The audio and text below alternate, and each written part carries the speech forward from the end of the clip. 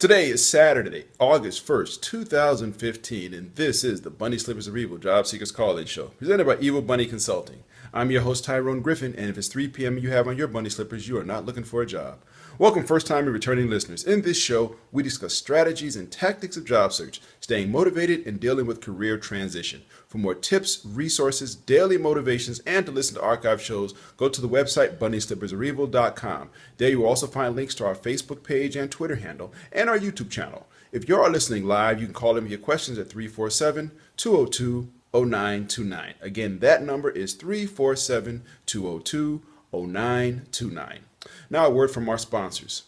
Evil Bunny Consulting is the alternative to expensive outplacement. They give company-sponsored job seeker workshops as well as the one-on-one job seeker boot camp with a money-back guarantee. For more information, go to www.bunnyslippersofevil.com. Resume Edit is the low-cost, high-quality resume writing company with resumes as low as $35 written by certified resume writers. You can find them online at www.resume4edit.com or call 404-860-2473. Be sure to tell them you heard about them on the Bunny Slippers of Evil Job Seekers podcast.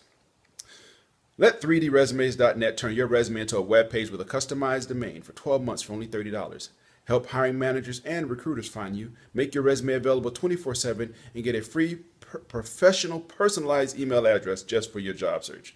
You can see my online resume at tyronegriffin.com, and for more information on how to get your own, go to 3dresumes.net. If you're thinking or about to look for a job in today's world, you will find a new reality in the job search process. The world has changed. Job search today is much more complicated than 5 years ago. Volumes of resumes, more applicant screening systems, depersonalized applications, panel interviews, team hiring, long and complicated applications, branding, and social media. Yes, the world has changed, but have you? Are you still trying yesterday's approach? Why struggle and miss out on today's opportunities? Career Oyster is here to help. Great coaches, the latest resources, unique strategies personally tailored to your job search. Find out the new reality and how you can prevent costly mistakes. To register for a free 45-minute private session with head coach Howard Caddy, go to careeroyster.com. Find out the facts now. You'll be glad you did. Remember their motto, the world is your oyster, be the pearl. Well, good morning, everybody, and welcome. I apologize for my appearance this morning. I look a hot mess, but I went to the gym this morning, so I'm happy. You know, I got out and actually got out this morning on a Saturday morning when everybody's sleeping in. I got out and went to the gym, and I just got back. So I got the little afro thing going on now. I apologize. But anyway, thank you for tuning in again this week. Hope you enjoyed last week's show. We had career coach Howard Caddy was on. We were following up on resume tips and tricks.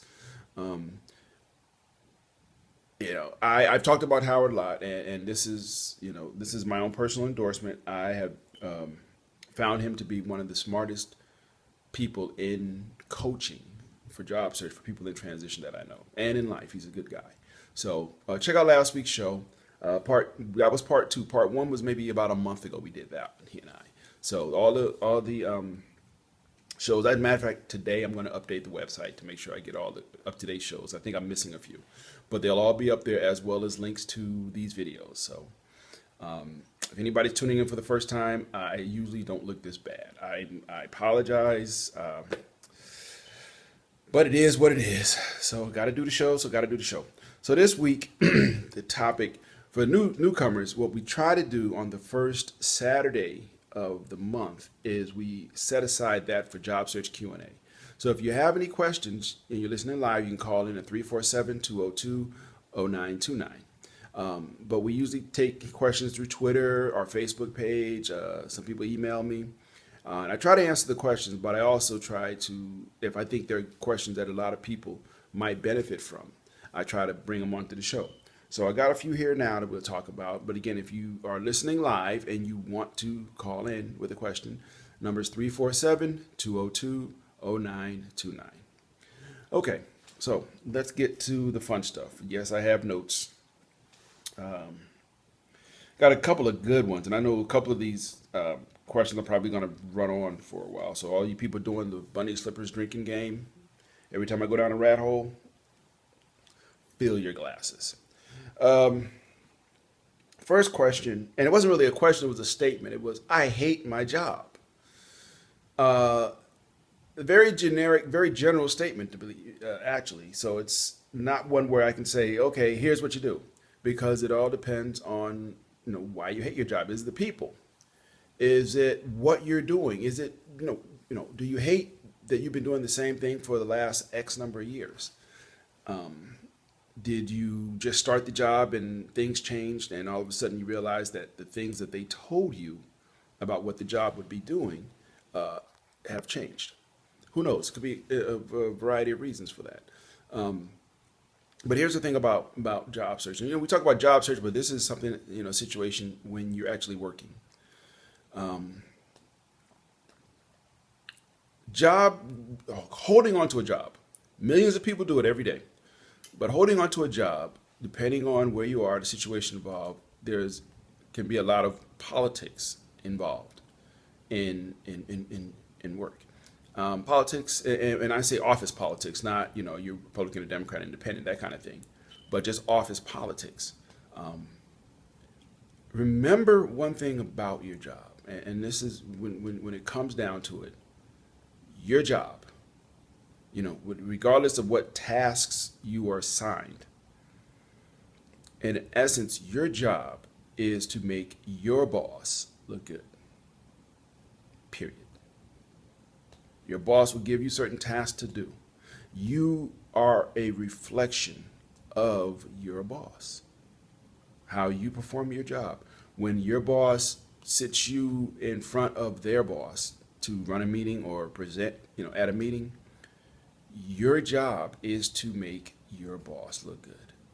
And as it been in a situation where I was a manager, it's scary because you try to develop your people, and the reason you try to develop them, a, is for their own good, for their own careers, but also because you want them to make you look good. Period. It's like raising kids. When your children, you put them in situations maybe they're in a school play or whatever. You want them to perform well. It's a reflection to some extent. I mean, there's other factors, but to some extent, it's a reflection on the job you've done. That's it. So, you know, remember that when you hate your job or whatever. Remember, first of all, your job is to make your boss look good. Okay, and the reason I say that is because some people, they hate their job and they don't care if their boss knows it. They don't care if people know that they don't like their boss. I told about my job horror stories a couple of weeks ago.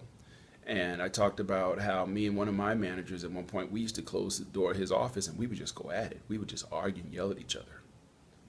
Okay. And I was wrong. That was very disrespectful to me. I mean, we closed the door so nobody knew. Well, people knew, but nobody, I didn't do that to him in front of people. In front of people, we were very respectful to each other. But anyway, back to the question. Yeah, you can take a little drink. That was kind of a rat hole. But back to the original question or statement about I hate my job. Why is it you hate it? Is it because of what you're doing? Is it because you've been doing it for a long time? Is it because you have ethical issues with what you're doing?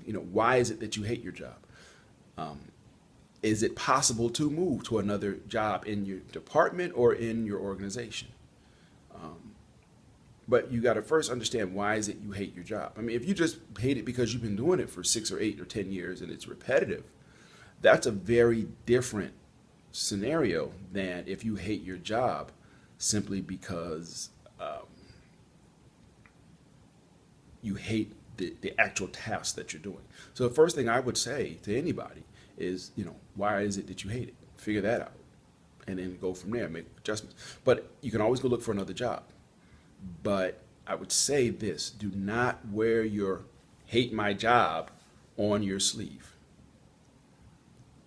I know stories of people who, you know, didn't like their job, so they left. Oh, I'll go find me another job. And it sucks out there still. The job market is not what it was 12 years ago, 20 years ago. It's not what it was. The jobs are still, there's a lot of jobs out there, but there's a lot of people looking for jobs. And yeah, we know the unemployment rate has dropped, and we also know that it doesn't count everybody. It never has. The way the math works for the unemployment rate, it does skip a lot of people. We just know that. That's part of it. Um, so yeah, there's a lot of jobs. There's a lot of people. So you know, um, don't shoot yourself in the foot, I guess is my point. How do you make the best out of your job? The best situation. I've always said, if I was on the job, and I've had, other than this boss, I've had people that I didn't like that I had to work with. They never knew. Or at least I tried as hard as I could not to let them know. Why? Because this is a job. This isn't, I don't have to go hang out at family cookouts with you. I don't have to spend Thanksgiving Day with you. This is the job. Period. All I need to do is come to work and deal with you 8 hours a day, then I go home. And chances are I'm not sitting none of these people were people that I had to sit in their face for 8 hours. It was people that I didn't care for to work with because of personality or whatever, but I didn't see them but once a day, maybe twice a week, sometimes once a week. I could be your buddy for 10 minutes once a week. I can do that. Well, except for that one boss, but that's a whole other issue. But my point is, don't screw yourself up. I guess I can sum it all up like that. You hate your job or whatever, but don't screw it up. It's a job. Until you have the next job, don't screw up the last one. Don't go walking out there. I can get a job anywhere I want. Yep, sure you can. It's like people who, and I'm not trying to pick on smokers, but it's people who smoke and say, I'm not addicted. I can quit anytime I want. How long you been smoking? 37 years? Okay. All right, sorry, little rat hole there. Okay, another question, and this was kind of, I guess, related to the first one. They said the question was, I'm the smartest person in the office. They just don't recognize my brilliance. What can I do? Well, apparently you're not showing them your brilliance. Yeah, that about sums that one up, don't it? We all have egos to some extent. We all have pride in ourselves, and it's great to have that. But when you start walking around thinking that you are the best and the brightest and everybody else is an idiot, or you're the smartest person in the room, or in the church, or wherever, first of all, you don't know everybody. You don't know what everybody's IQ is. You don't know what everybody's background is. That's number one. So you don't know if you're the smartest person in the room. Number two, define smart. Is it because you've read a lot? I know people IQ 150. You ask for the salt, they hand you the pepper. Okay? Smart people. Intelligence and smart, not the same thing. So get off your high horse. Okay? Let your work speak for itself. If you have to tell me how smart you are, you're not showing me how smart you are. Bill Gates walks in a room. He didn't have to walk in and show everybody, I got a lot of money. They know it. You walk in a room, if you're the smartest person in the room, everybody will know it. If they don't know it, it's because you're not showing them through your work. So get off your high horse. Stop acting like you're God's gift to whatever company.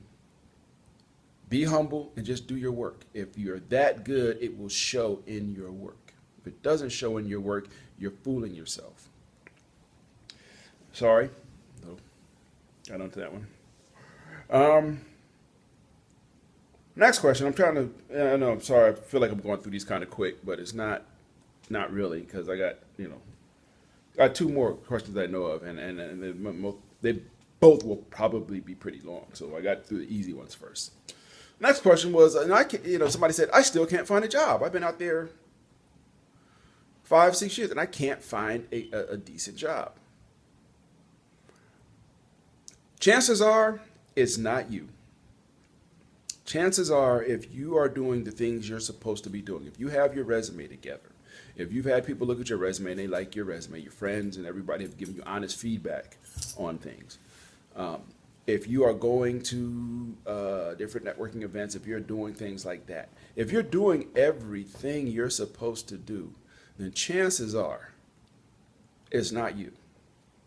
As I said before, as I said in the beginning of the show, the job market still is pretty bad. And this may be a quantum shift, if you want to use that kind of term, for the future.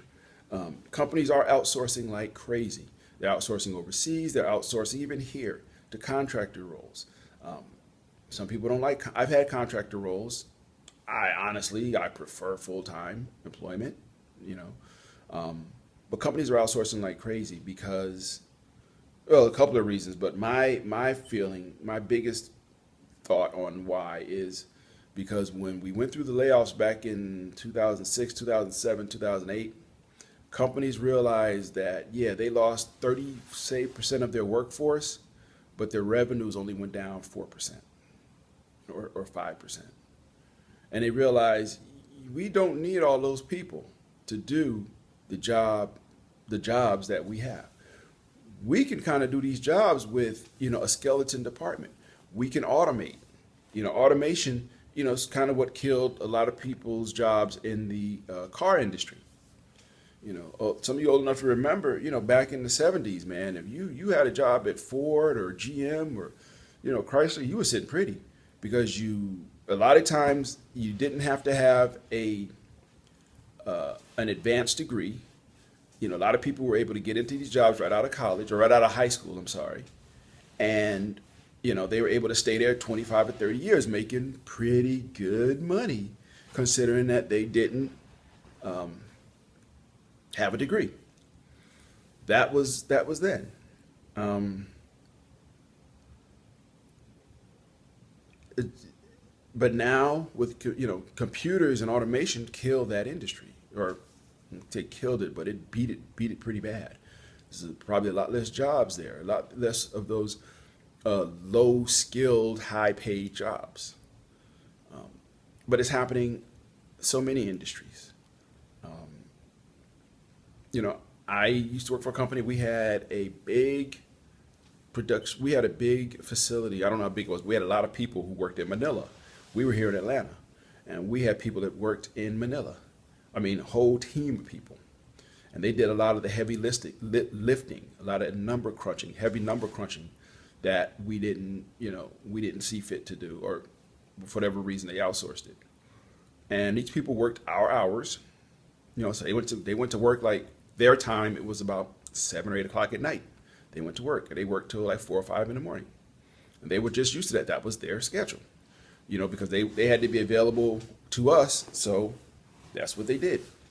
Um, so those jobs are gone. Lots of jobs have ended up in that situation where they are just gone. And they're not coming back. And it's still, to some extent, is still happening, unfortunately. It's not anybody's fault. Um, it just is. There's some jobs you can't outsource, but even then, it's funny. We would say 10 years ago, well, if there'll never be a way to outsource, manual labor job, like being a waiter or waitress or server, that type of person. We used to say, oh yeah, they'll never outsource those. They'll always be restaurants. And then all of a sudden the iPad comes out and people can order their food at the table just hitting a couple of buttons. And then they just need somebody to come out and bring it. Well, when you're running that kind of situation, you don't need as many wait staff, as big of a wait staff, because people can just put in their order right there. Boom, I want this, this, this, this. And all you need is somebody to bring it out. You don't need somebody to come over. How you doing? Welcome to Olive Garden. But I'm not being funny. I'm serious. Those jobs have disappeared because of automation. Automation has killed a whole lot of jobs. So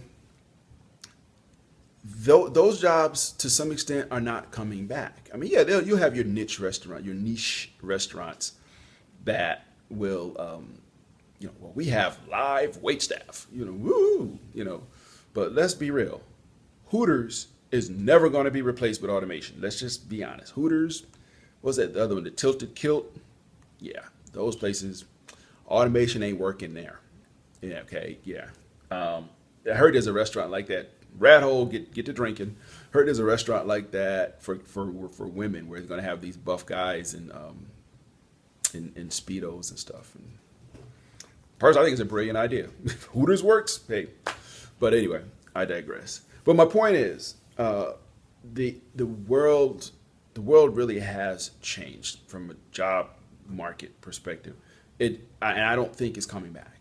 I don't think it's going to get any easier. I don't think there's going to be a time in our future in the next 10, 15, 20 years where getting jobs is going to be, where getting jobs is just going to be easy, where it's going to be a seller's market, as they say, where people are out there and companies are dying to get people in. I don't see that happening anytime in the future.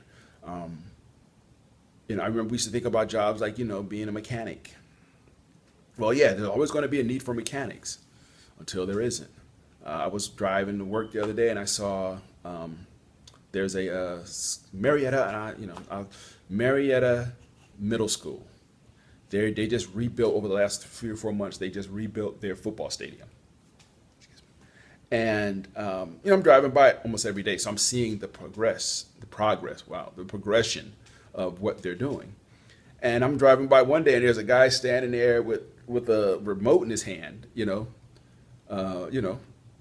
it's running to a little machine, maybe 3 feet high, 4 feet, 4 feet long, 2 or 3 feet wide on wheels. And he's standing there, and there's a cord going from the remote in his hand to the machine. And the machine is just moving back and forth, doing something. I couldn't tell what it was doing. But it was like, yep, that's a job. Now, there was somebody was digging or doing whatever that machine did 5 years ago. And they were probably making pretty good money. And now you got one guy with a remote standing there doing it. And he's probably making better money. But he's not digging in the hole. He's standing there, got all his hard hat and everything on. He's standing there with the remote, just watching the machine do it. So automation can come to a lot of things, building houses, I mean, who would have thought that farming would be automated? Think about that a minute. Farming, going out there and picking those plants. And they got machines that will do it. So my point is, again, I don't see this coming back anytime soon. I don't see that a lot of these jobs that have gone are going to come back. What you need to do is try to get an idea of where things are going in the future and try to be there. But in the meantime, keep looking. Don't give up. There's a lot of people that have given up on job search. And I understand that. They just have. But don't give up, because if you stop looking, ain't nobody going to look for you. So to answer that question, I still can't find a job. Well, keep looking. The next job might be a minute away. Look at what you're doing. Look at how are you doing your networking? Are you building out your network? Are you reaching out to the right people? Maybe you're looking for the wrong types of jobs. Are you getting interviews? If you're getting interviews and not getting jobs, well, that's a whole nother issue. Maybe your interview interview skills need to be strengthened. So you need to, I can't find a job. It depends on where in the process things are getting held up. So anyway, we got about 7 minutes left, and I want to get to this last question. It was, should I go to networking events for specific industries? These are these paid events. Sometimes they do them monthly, where you go and it's, quote, a networking event. Years ago, I used to go to the Atlanta chapter of the National Black MBA Association, because I'm an MBA and I'm black and I'm in Atlanta. Kind of works that way real good. I don't mean to bash any organization, but from a networking standpoint, I found it pretty much to be a joke. And I mean, I'm sorry, I don't mean that. I apologize, but this is the only example I really have. There was no networking going on. Or any networking was on your own, where they just put up a table of hors d'oeuvres. You came in, you signed in, and then people already knew each other, so people just stood around talking to their friends, but nobody did any mingling. And the organization didn't set up anything to help us mingle, to encourage us to mingle. And then you'd go in and you'd have a speaker who would talk, and then after the speaker, everybody would go home. But if you were in the process of trying to network, there was no way to get, get access to a mailing list, to an email list, to network with people. A lot of organizations, from what I understand, different people are going to different things and talk to me about it. A lot of organizations are like that. You're trying to network. You paid $15 or $20 to go here to this networking event, hoping to network, and you find out you go home that night. And in my situation, I would go home with 1 or 2 maybe business cards or meeting. I'd try to meet somebody new. And what was crazy was that you'd reach out to these people the next day or next week, and they would never return your calls, or they would never return your email that you sent them. And I fought the organization because it did not foster an environment of networking, of helping people. I mean, that was my personal experience with going to several meetings in this organization. It just did not foster an environment or encourage people to network. It just didn't. So, answer your question, my personal opinion, I wouldn't pay to go to an industry specific networking event unless I had a specific person I was trying to reach who I knew would be there, or the topic being discussed that night was something that I definitely wanted to hear. When you're in transition, when you're in job search, you're broke. Let's keep it real. You are broke. Knowing that, if you're going to spend your money, you got to be very judicious how you spend your money. And I've seen people pay $15 and $20 for different networking events. And at the end of the night, they're mad because they didn't really get to network with anybody. Sometimes, it's like the haves and the have-nots. The people in these groups usually have jobs.